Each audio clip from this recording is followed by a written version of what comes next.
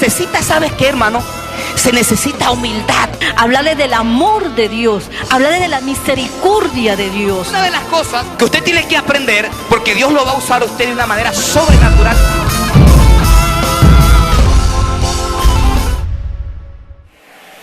Bueno, el título de esta clase es La Gracia. Amén. Puede pedir que abra su Biblia en Gálatas 1, del versículo 1 al 3.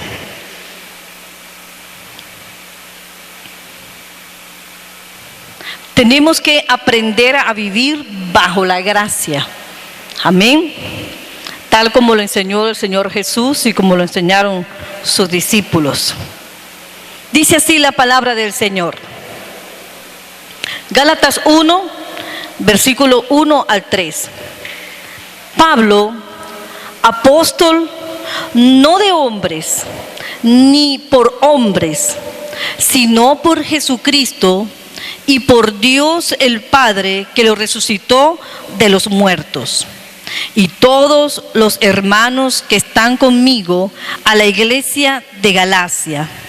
Gracia y paz sean a vosotros de Dios el Padre y de nuestro Señor Jesucristo. Cuando Dios pone algo de primero en la palabra de Dios, en su palabra, es porque Dios quiere enseñarnos algo. Amén. Porque el versículo 3 pudiera decir paz y gracia sean a vosotros. Pero Dios colocó gracia y paz. ¿Sabes por qué? Eso quiere decir que nadie puede vivir en paz si no está bajo la gracia. Amén. Nadie puede vivir en paz si no está bajo la gracia. Por eso es que el versículo 3 dice, gracia y paz sean a vosotros de Dios. ¿Qué es la gracia? La gracia es misericordia en acción. La gracia es favor no merecido. Gracia es regalo de Dios para los hombres.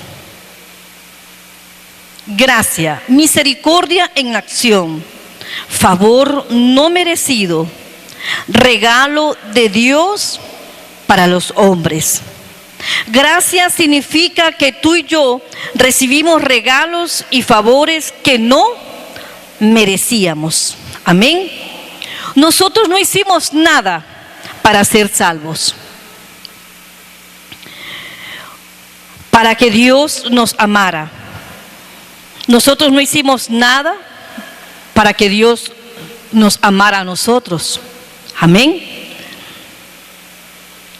No hicimos ninguna obra ni teníamos nada bueno para que el Señor nos salvara.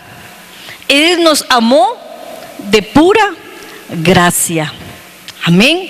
No merecíamos, pero Él nos amó de pura gracia. Él nos salvó por su gracia, es decir, un favor no merecido. Y nadie se gana la gracia, porque la gracia es un regalo de Dios. La gracia es un regalo de Dios. Juan 3:16 dice así: de tal manera amó Dios al mundo, para que todo aquel que en Él cree no se pierda, mas tenga vida eterna. De tal manera es el amor de Dios por nosotros. De tal manera Él nos amó a nosotros. Es decir, que ninguno de nosotros hicimos algo para merecer ese amor. Amén. Por eso debemos vivir por gracia. Porque si la persona no vive por gracia, va a vivir entonces por las obras. Las personas que no viven por gracia van a vivir con un sentido de culpa o de condenación porque no han hecho algo por tener el amor de Dios. Y es tremendo, no sé si a usted le ha pasado que en algún momento de su vida usted se levantó y tal vez lo agarró la hora, se levantó un poquito tarde, tenía compromiso. no hubo tiempo de orar. Y tal vez usted sentía un sentimiento de culpa porque no oró. Y pasó el día mal. Ay, Dios mío, no oré. Dígame si el Señor por eso no me va a escuchar, no me va a respaldar, me va a dejar de amar. ¿Sabes qué? Dios no nos va a dejar de amar a nosotros porque dejemos un día de orar. Amén. Pero el enemigo muchas veces usa esas cosas para traer a nosotros, ¿qué? Sentimiento de culpa. No por eso usted dice, no, como Dios me ama, yo estoy bajo la gracia, ¿para qué voy a orar? No, tenemos que orar. Porque a través de la oración es que nosotros tenemos una relación con el Señor. Amén. Y esa relación no debe de ser para nosotros una carga. No debe ser algo obligado. Yo recuerdo que cuando nosotros comenzamos en los caminos del Señor, nos trazábamos a orar 1 hora. Y comenzábamos a orar y a orar y a orar y mirábamos el reloj. Y cuando ya estaba la hora, ya se cumplió la hora. Es como que decir, ya yo cumplí mi tiempo con el Señor. Y ¿sabes qué? A veces uno limita a Dios o quiere por las obras que uno hace como merecerse el amor de Dios. Y no es así. Porque la oración debe ser un deleite. Puede ser que tú ores 10 minutos, en esos 10 minutos Dios llene tu corazón de tal manera como si hubieses orado 1 hora. O hay momentos en que tú oras 1 hora, hora y media, y tú dices, se me fue el tiempo. Amén.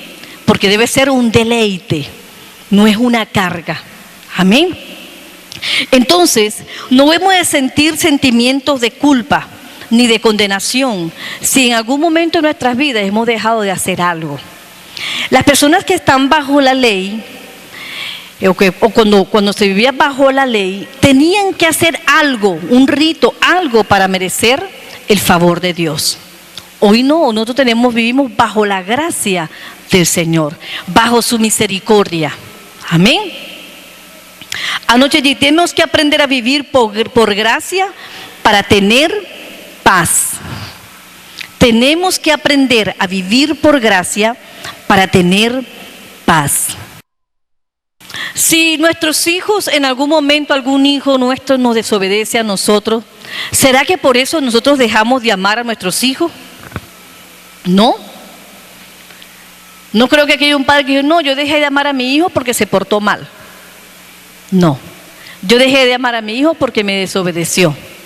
Es decir, que aún cuando en momentos de nuestras vidas hemos desobedecido a Dios, Dios nos deja de amarnos a nosotros. Amén. Él nos sigue amando. Él ama al pecador, lo que Él no ama es el pecado. Amén. Y aun cuando Dios nos sigue amando, eso no quiere decir que como Él me sigue amando, yo voy a pecar y a pecar deliberadamente. No. Porque el pecado, Dios me sigue amando, pero la desobediencia y el pecado, ¿qué va a traer? Consecuencias. Amén. Entonces, por eso Dios no va a dejar a nosotros de amarnos. Marcos 7, del 1 al 5, dice así. Se juntaron a Jesús los fariseos y algunos de los escribas que habían venido de Jerusalén, los cuales, viendo a algunos discípulos de Jesús comer pan con manos inmundas, esto es, no lavadas, los condenaban. Porque los fariseos y todos los judíos, aferrándose a la tradición de los ancianos, si muchas veces no se lavan las manos, no comen. Y volviendo de la plaza, si no se lavan, no comen. Y otras muchas cosas ahí que tomaron para guardar, como los lavamientos de los vasos de beber y de los jarros y de los utensilios de metal y de los lechos. Le preguntaron pues los fariseos y los escribas, ¿por qué tus discípulos no andan conforme a la tradición de los ancianos, sino que comen pan con manos inmundas? Vemos allí que los fariseos no vivían en paz. Los fariseos eran pendientes de las personas que no guardaban la tradición, que no guardaban las leyes. Y una persona que anda de esta manera no anda en paz. Amén. Nosotros conversábamos hace un tiempo atrás con nuestro pastor y él decía que por encima de las normas está ¿qué? La misericordia de Dios. Está la misericordia de Dios, hermano. Amén. Entonces los fariseos no vivían en paz porque ellos estaban pendientes quién se lavaba las manos, quién no se las lavaban. Y andaban condenando a la gente. ¿Sabes por qué? Porque la ley que traía condenación. Y muchas veces, nosotros a veces podemos andar como los fariseos. Nos ponemos a condenar a la gente, en vez de hablarle de un evangelio de gracia, de misericordia y de amor. Amén. Entonces, una cosa que contrista al Espíritu Santo es el sentimiento de culpa. Y el que no vive por gracia, vive con un sentimiento de culpa todo el tiempo, porque cree que no es merecedor del amor de Dios. Cree que cuando le ha fallado a Dios no es merecedor del perdón de Dios. Cree que lo que ha hecho Dios no se lo puede perdonar. Entonces, por eso es que tenemos que aprender a vivir por gracia para que podamos tener paz en nuestros corazones. Amén. Miqueas 7:19 dice así: Él volverá a tener misericordia de nosotros, sepultará nuestras iniquidades y echará en lo profundo del mar todos nuestros pecados. ¿Qué va a volver a tener el Señor por nosotros? Misericordia. Amén. Él va a volver a tener por nosotros ¿qué? Misericordia. ¿Y qué hizo Él con nuestros pecados? Dice la palabra que los echó ¿dónde? En lo profundo del mar, que lo sepultó, que lo iba a sepultar. Entonces, ¿por qué muchas veces vemos que hay gente que se toma el papel de ser buzo y buscar lo que ya el Señor ha sepultado? Lo que ya el Señor echó en el profundo de la mar. A veces hemos visto personas discutiendo, hasta parejas discutiendo. Sí, ¿no te acuerdas que tú en el mundo eras esto? Eras un mentiroso, eras un adúltero. Y comenzamos como a buscar el pasado de esa persona. Cuando la palabra dice que el Señor vuelve a tener por nosotros misericordia y que Él ha sepultado nuestros pecados, nuestras iniquidades. Pero ¿cómo podemos mostrarle a Dios que lo amamos? Porque obediencia, porque el Señor dijo, este pueblo de labios me honra, de labios me ama, pero su corazón está ¿qué? Lejos. Lejos. Es como el esposo que le dice a la esposa, mi amor, te amo, pero tiene otra. Entonces dice, pero bueno, y él me dice que me ama, pero me es infiel. Tiene otra. Sus hechos dicen otra cosa. Entonces la gente del mundo le dice, Dios te amo, pero andan en el pecado. No pueden dejar el pecado. Entonces, ¿cómo debemos demostrar a Dios que le amamos? Mire cómo dice Juan 14, 23 al 24. Respondiendo Jesús y le dijo, el que me ama, mi palabra guardará, y mi Padre le amará, y vendremos a él y haremos morada con él. El que no me ama, no guarda mis palabras. Entonces, ¿cómo le podemos demostrar a Dios que lo amamos? ¿Cómo se lo vamos a mostrar? Con obediencia. Amén. Siendo obedientes a lo que Dios nos manda en su palabra. Siendo obedientes a las autoridades que Dios ha puesto aquí en la tierra. Porque la gente puede decir que yo obedezco a Dios y yo amo a Dios, pero no me sujeto al pastor. Es que yo amo a Dios, amo a mi papá, pero es que no puedo amar a ese vecino. La Biblia dice que si no amas a aquella persona que tú ves, si no amas a ese vecino, dice que el amor del Padre no mora en él. Amén. Entonces, ¿cómo podemos decir que amamos a Dios si no amamos a aquellas personas que vemos? Entonces, ¿cómo vamos a mostrarle a Dios que lo amamos? Guardando su palabra. Amén. Efesios 2:8 dice así: porque por gracia soy salvo, por medio de la fe. Y esto no de vosotros, pues es don de Dios. Entonces, ¿quién se gana la salvación? ¿O quién es sabio porque sea bueno? ¿O quién es salvo? ¿A quién el Señor va a salvar porque es bueno, porque tiene buenas obras? A nadie, hermano. A nadie el Señor va a salvar porque sea bueno. Amén. Nosotros no éramos merecedores de la vida eterna. Nosotros no éramos merecedores de que Jesús fuera a tomar el lugar que nos correspondía a cada uno de nosotros en esa cruz. Amén. Dice, por gracia soy salvo. Regalo de Dios es nuestra salvación. Es un regalo que Dios nos dio a nosotros. Amén. Y por eso dice por ahí, ¿cómo descuidaremos una salvación tan grande?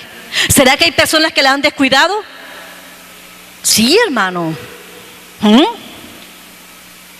Por gracia somos salvos. Y esto no es de nosotros, esto es don de Dios. Es un regalo de Dios para la humanidad. Y es un regalo, y tú le hablas a la gente de Jesús, que lo acepten en su corazón, y la gente dice, no quieren ese regalo. No quieren aceptar en su vida ese regalo de parte de Dios, la salvación. Amén. Hechos 20:24 dice así: pero ninguna cosa hago caso, ni estimo preciosa mi vida para mí mismo, con tal que acabe mi carrera con gozo. ¿Cuántos quieren acabar esta carrera con gozo? Amén, hermano. Este versículo es precioso. Él dice que hago ninguna cosa voy a hacer caso, dice. Pero ni estimo preciosa mi propia vida para mí mismo, con tal que acabe esta carrera con gozo. Amén. Dice, y el ministerio que recibí del Señor Jesús, ¿para qué? Para dar testimonio del evangelio de la gracia de Dios. Amén. ¿Qué tenemos que hacer? Dar testimonio del evangelio de la gracia de Dios.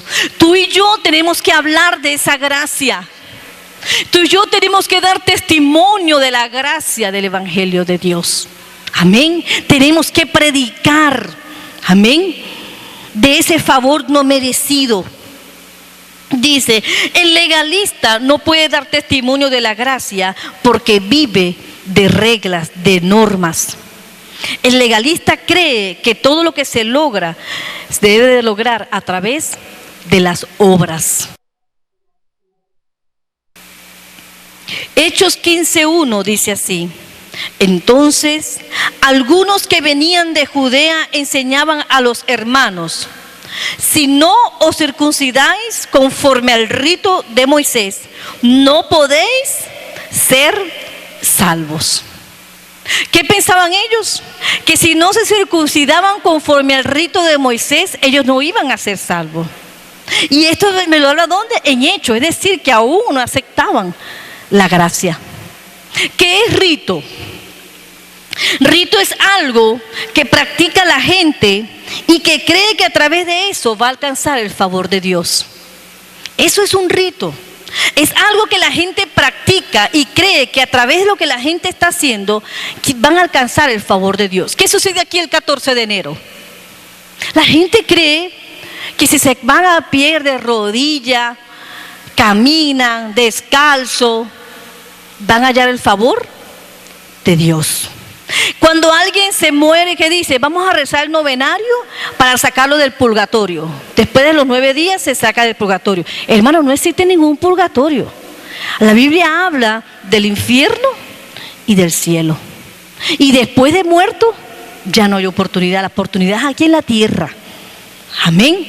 Pero la gente cree que a través de ese rito, a través de esos rezos, la gente va a salir del purgatorio.